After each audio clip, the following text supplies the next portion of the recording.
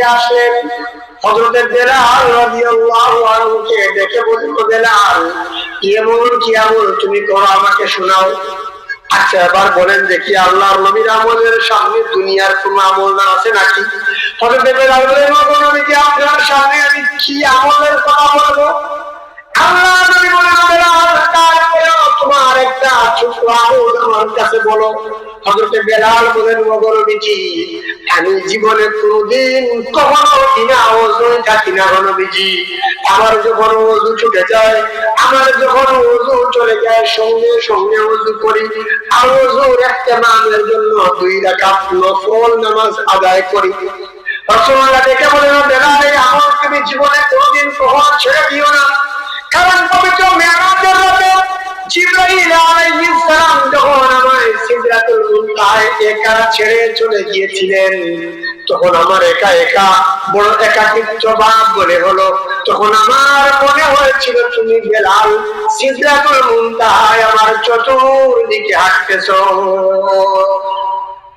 এজন্য নফল ইবাদতের, নফল আমল করবেন, নফল ওযু করে নফল নামাজ পড়ার চেষ্টা করবেন। তাহিয়াতুল ওযু, রাসূলুল্লাহ সাল্লাল্লাহু আলাইহি ওয়াসাল্লাম একদিন সামান্য পানি দিয়ে ওযু করলেন, ইস্তেনজা শেষ করে ওনার খাদিম হযরত আনাস থেকে বলেন, নবীজি, আপনি আমাকে বললে তো আমি আপনার সামনে ওযুর পানি এগিয়ে নিয়ে দিতাম, আপনি এটা বললেই তো পারতেন। আল্লাহর নবী বলেন, আনাস, তোমার প্রতি যে আমি নবী আসতে পারবো এর তো কোনো গ্যারান্টি নাই। এর ভিতরে যদি মালাকুল মউত আমার কাছে আল্লাহর কাছে নিয়ে যাওয়ার জন্য চলে আসেন, আমি তো আমার আল্লাহর দরবারে ওযু অবস্থায় দাঁড়াতে পারবো। এজন্য যখনই ওযুর প্রয়োজন হবে, যখনই কোরআন তিলাওয়াতের জন্য ওযু করবেন, কিংবা এমনিতেই নামাজের জন্য যখন ওযু করবেন, 2 রাকাত তাহিয়াতুল ওযু নামাজ আদায় করার চেষ্টা করবেন। আমরা তো শুধুমাত্র তাহিয়াতুল ওযুর নামাজ জুম্মাবারের জন্য রেখে দেই, খালি জুম্মার নামাজে গিয়া পড়ি, তাহিয়াতুল মসজিদ, নফল মসজিদ, তাহিয়াতুল ওযু না।